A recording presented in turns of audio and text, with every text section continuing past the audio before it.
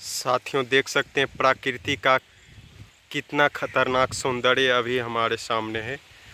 कितना स्वच्छ आसमान है और उसके नीचे हरियाली देखने में काफ़ी सौंदर्य से भरपूर यह नज़ारा अभी हमारे गांव के सामने है। अभी हम रोड पर आ चुके हैं।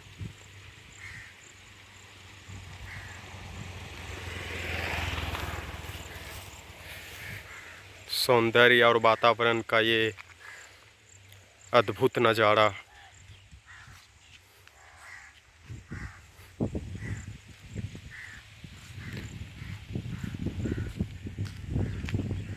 इधर भी खेत की हरियाली।